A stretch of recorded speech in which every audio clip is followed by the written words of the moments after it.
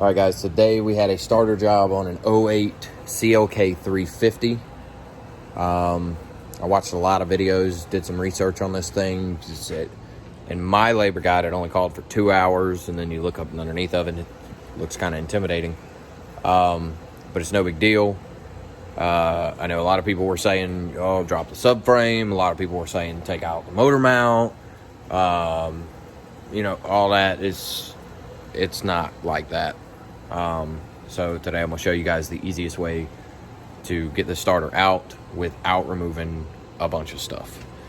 Okay, so here's what the car looks like. Now, keep in mind, I've already taken a bunch of stuff out, but I am going to show you what you need to do. Essentially what you need to take out, how you need to get around this thing. So, right here, at your starter, okay, there you can see it's in a tight hole. Then you come to the front and it's just, it didn't really look like there was any way for this thing to come out. But anyway, the easiest way, you've got your 2 bolts. Hold on, guys, I'm trying to do this with one hand here. All right, so you've got your 2 bolts. One is going to be right there, and your other one is going to be up top. Try to shine the flashlight on it, because I know if I put my hand up there, you guys aren't going to be able to see it. It's right there.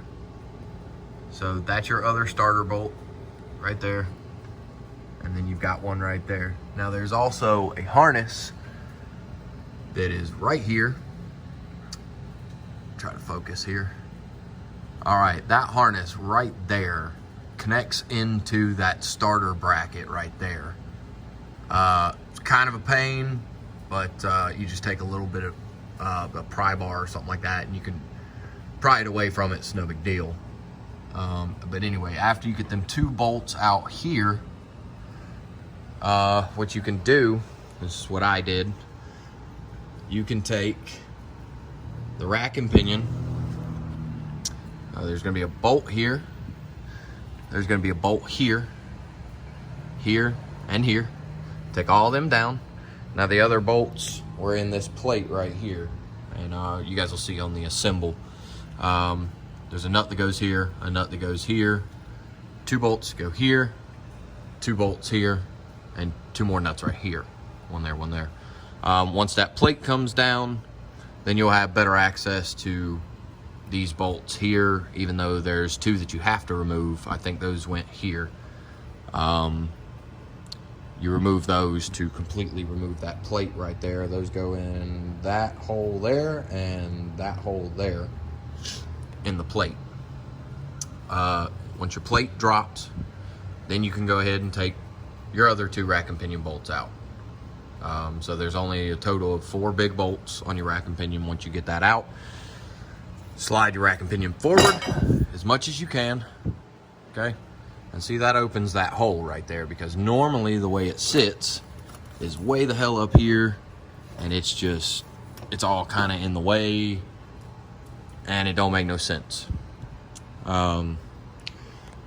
Once you have your rack and pinion out of the way, then you've got better access to your starter and all your your starter connectors and all that stuff, which are right up there.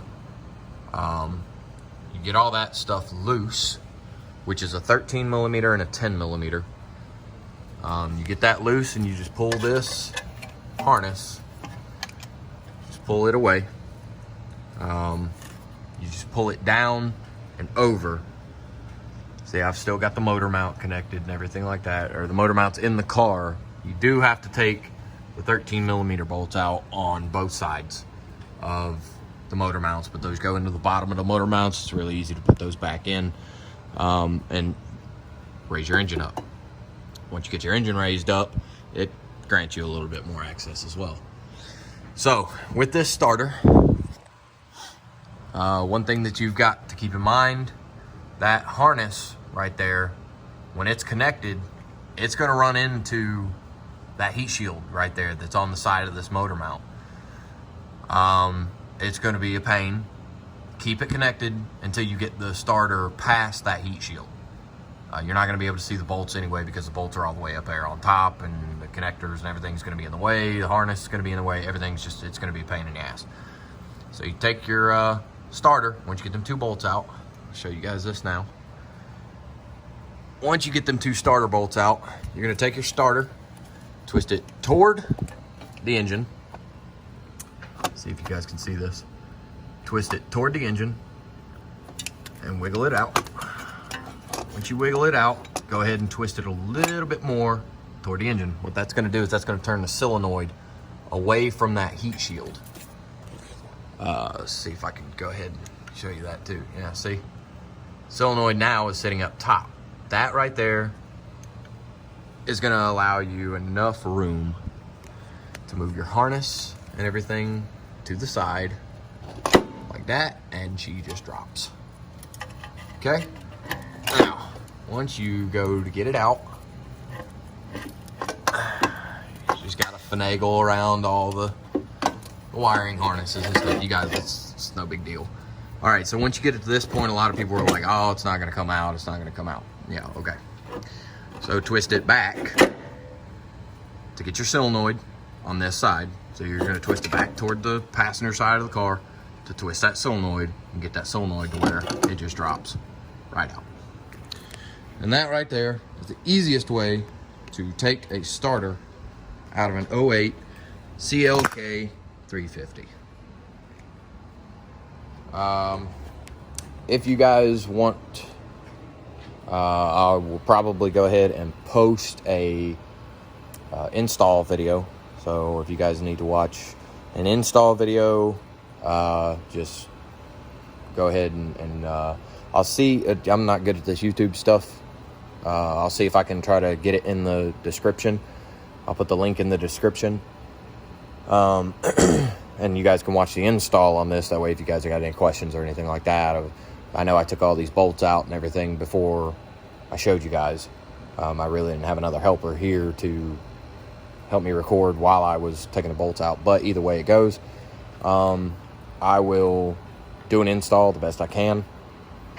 And try to put it in the link so you guys can watch how to install it and go back in with the new starter.